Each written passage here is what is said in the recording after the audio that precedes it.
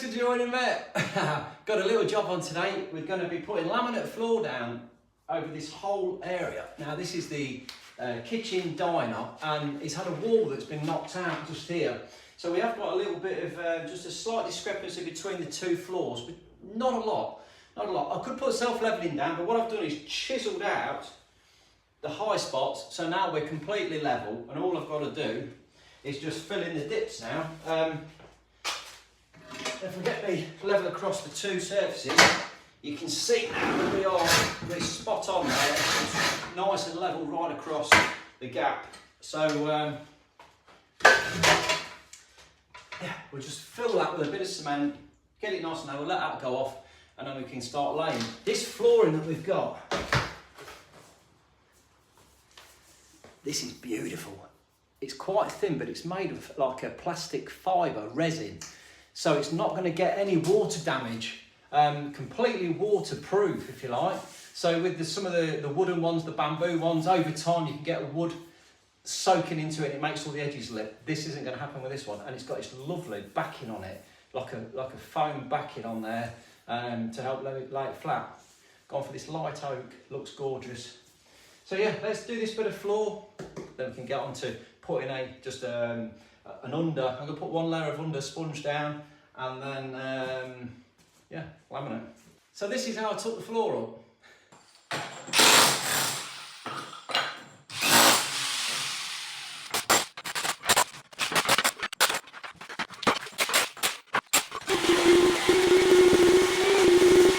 Oh, so we've pulled all the floor up, all the tiles are out of the way.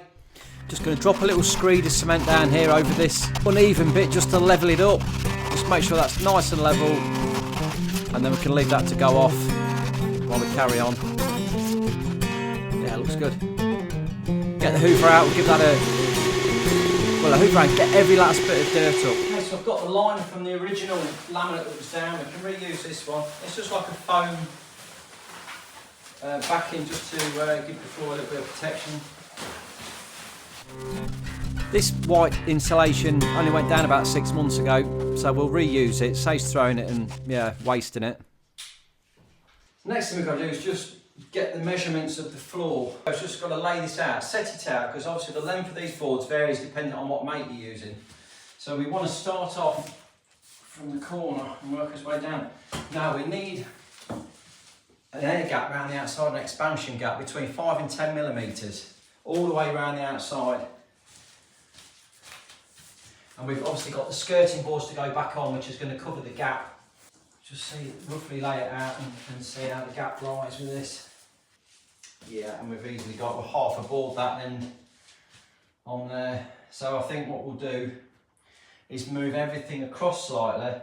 If we take 30 mil off the end of that one, possibly 30 mil, we've got to run down here. We don't want that one to run into there if we can help it. That's quite a long run behind there, and we don't want a tiny little slither down there. We could do with either a full one and that line there comes across to about there, and that's 18 centimetres. So I think if we go back to, like I said, if I make it 30, if I take 30 off the end of that, it's going to bring us back slightly on this end. We're well within the 30 on that end, and then everything's going to be spaced out nicely. So let's talk about the layout of the pattern. Don't get too hung up on having to get your pattern halfway down the board. It depends on the size of your room and what's best for you. This particular room, because it's got so many little nooks and crannies around the outside, I found it best for this room to go into not quite 3/4 sections. The important thing is though, to make it look right to the eye, is just to get everything in line. So, as an example, from here to here, comes in at 122 for the long one, and then the shorter ones are running in at about 78. But we've got like a line down there and a line down there, so to the eye it all looks like it's all in keeping. If you start going like bitting and bobbing, that's when it's going to look a bit strange. That's not to say you can't do that. You know, it's completely up to you how you want your floor. Some don't like it to be uniform, some like it to be more like old authentic floorboards that are all different sizes. So you can mix and match and do what you like with it, really. But for me, I like to keep these lines in uniform down the floor. But like I say, we're not running halfway between boards. Halfway would be about there and we're slightly to the side. But it looks lovely. So the first cut here, I'm going to go, I want a full piece in right up to the door shut frame there. We're going to have to take a little bit out the back of these because we've still got the skirting on beyond there. This is all going to be boxed in, so it's not going to be seen. That's why I can go right underneath where the skirt is going to be on this one. We can just make sure we get the depth right using that. Slide that up.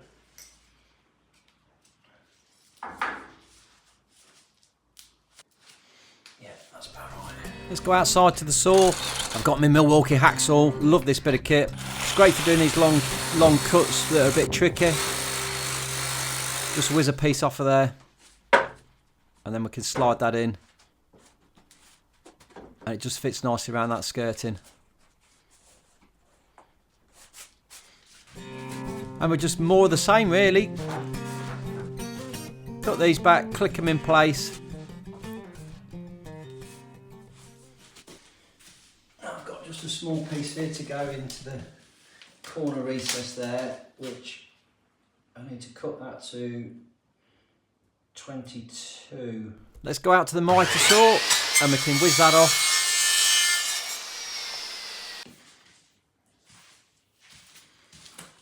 That should slide in there nicely now.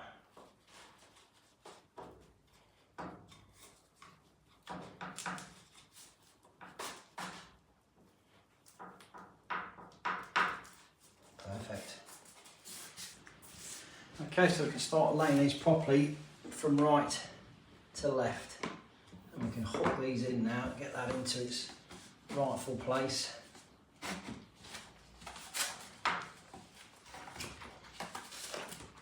Make sure that's in all the way across, like that, and locked in. Now this bit is going to be really tricky because we've got to get around this door post. So it's asking to put that onto the board. So then I can walk it off.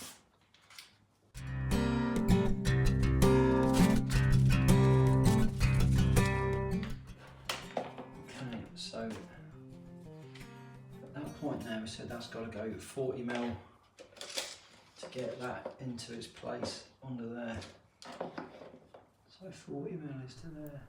So I'm just transposing all these drawings onto the tape now on top of the wood, and then I can get my jigsaw out and just cut that out nicely. The jigsaw is so accurate for getting into these real nooks and crannies. You can get some really good angles on it.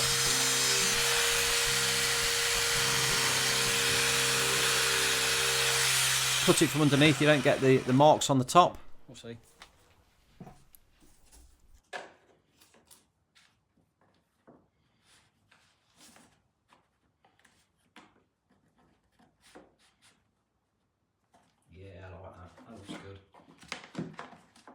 Let's get it locked in. I'll lift that side up, get that in there, slide that in to start with.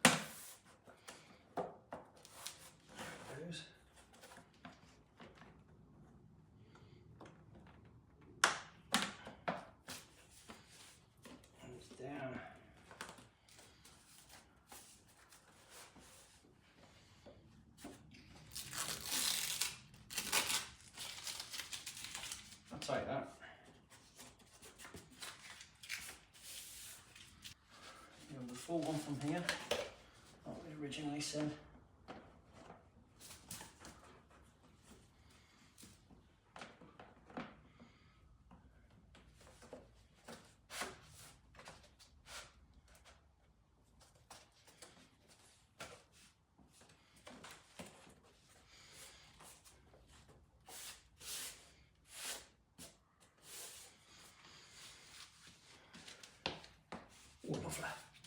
We can continue this run, lifting, dropping in, clicking into place, and when I've got a few of these in, I can get a piece, just cut it down slightly, then I can use it as a tool to whack them into place and really lock them in. Now if I just slide a bit of the plastic down the back, it'll stop it running backwards, and when I'm forcing into it, it'll keep me a gap down there. And I can take that out at the end. Next time I can drop that in. Just gotta make sure it's up nice and tight.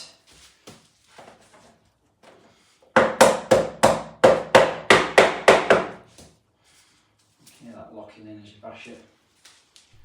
Really feel like I'm getting somewhere now. We've got a run on. We can see where his lines are going to be, where his joints are going to flow all the way through.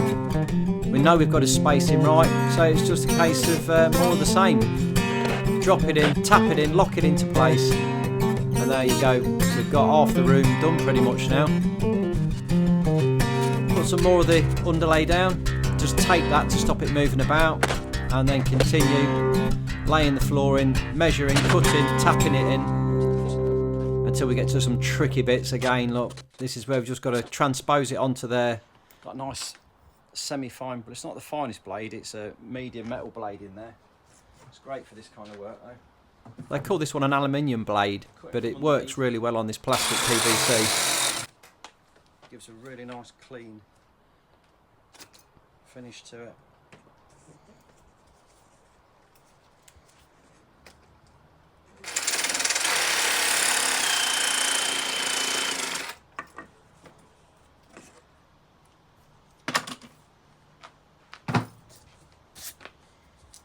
Makes light work of that. Let's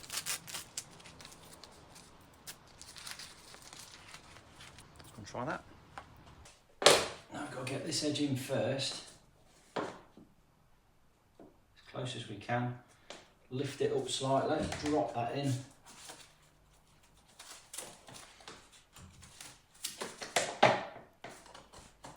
Can be a bit fiddly sometimes these, when you're trying to lift one bit, another bit pops out. And just tap it back the rest of the way. With this piece there.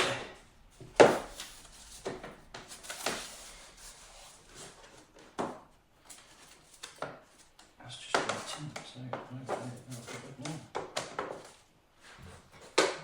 Bang that in. And you know when it goes, it just clicks into place and everything drops down. Nice. So to get any further now on this bit, we've got to get the door out of the way, so we're just going to pop screws out the door, move that out of the way, go bottom hinge first.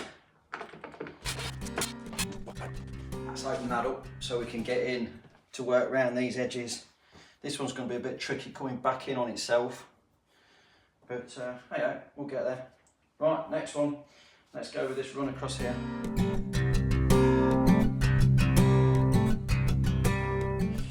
Now looking at this, we have got a tricky little bit. It's a real pain. We've got to get into this little recess here, but as I've just locked that in, the next piece we are going to have a little slither that's going to run down the back of the stairs there, which is a bit of a shame, but there's nothing I can do about it because it's all got to run through. But yeah, hey-ho, we'll have to bond that bit in probably to get it to sit properly. But this is going to be a tricky cut now, because we have got to go with the next one along and round that bit there as well, because the next one is going to come in at that length, so it's going to sit right down there and in there. Wow. Bring that up like that, and then we can draw a line down the back of the floor just to give us, like I say, a reference point to go to. We haven't got to worry about beyond the stairs because that's not affecting that. But that there is going to sit. If I do it parallel, get the line right with that, just there. Okay.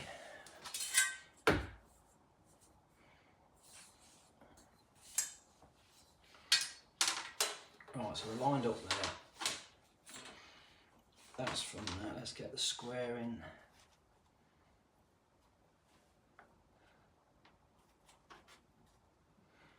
Like that there. Here we go. So we get some masking tape, mask off where I'm going to be marking on the board, and literally just transpose everything from that door frame onto this board. Let's do some damage with the old jigsaw. Yeah, you can see what we've got to do. Cut that off to start with, so that's down to length, and then we can just flip this off of here with the jig. Unfortunately for me though, we do have a little bit of an accident with the jigsaw. The wire breaks inside the machine and goes with a right bang and then shorts the house out. You listen to this.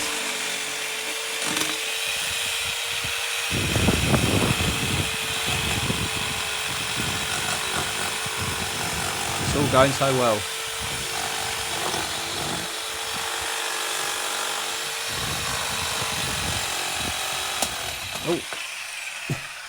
Oh. Didn't sound good, did it? And say the wire actually inside the machine broke. It's not so good for doing the really fine stuff. But we'll get the axe all in there though. That'll sort it out. Luckily we did those really tight bends. So this is, I've only got to do these straight cuts with this one. Obviously the blade's a bit thicker, it doesn't go around corners so well. Yeah, let's try that.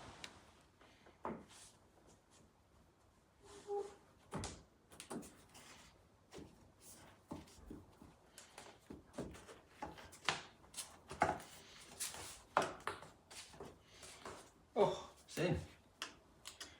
Look at that. That's nice, isn't it? This see if we can get this to fit now.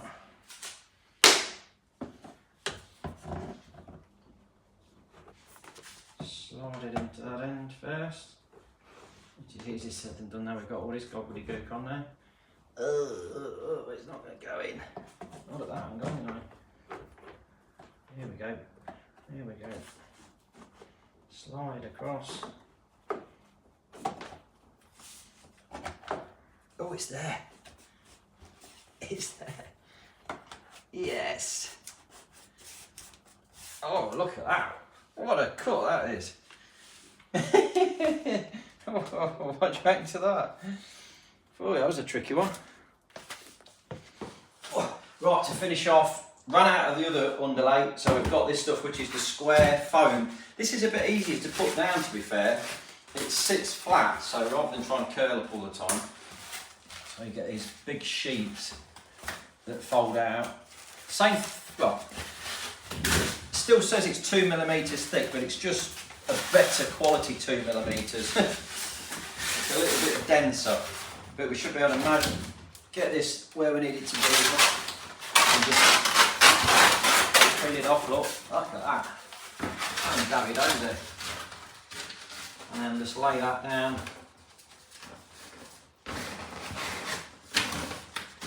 And cut to size. Just get the scissors on it. Really easy to cut through. It's got lines on it as well. Tape it down, and we can finish off. Next bit. Dropping the last bit of flooring in. So a few more clicks, a few more lengths of floor gone down, and this is the finished article. Absolutely stunning. This has now been down a couple of months, so it's had plenty of wear. The dog's been running in and out on it. No scratches. It's so hard wearing. This was the funny edge around the back of the stairs. I've just put some sealant around the edges on the places where you can't get anything to cover it. But obviously we put the skirting boards all the way around like that, and you can't see any of the gap now. I've got another video coming on skirting boards, and stay tuned for the rest of the fitting of the kitchen. So the whole lot is all coming. So that's the floor all done. Really pleased with how it's gone down. It looks an absolute dream. The finish on this is really nice. The water resistant texture to it, it just locks the water out. It won't affect it, it won't blister, it won't kink or get any dodgy edges. So yeah, what do you think? If you enjoyed this video, drop me a little thumbs up, like, subscribe, and I'll see you in another one. Thanks for watching.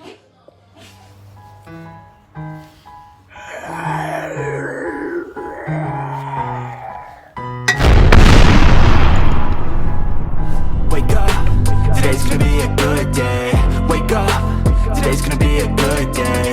Wake up, today's gonna be a good day. Wake up, today's gonna be a good day. Wake up, today's gonna be a good day. Wake up, today's gonna be a good day.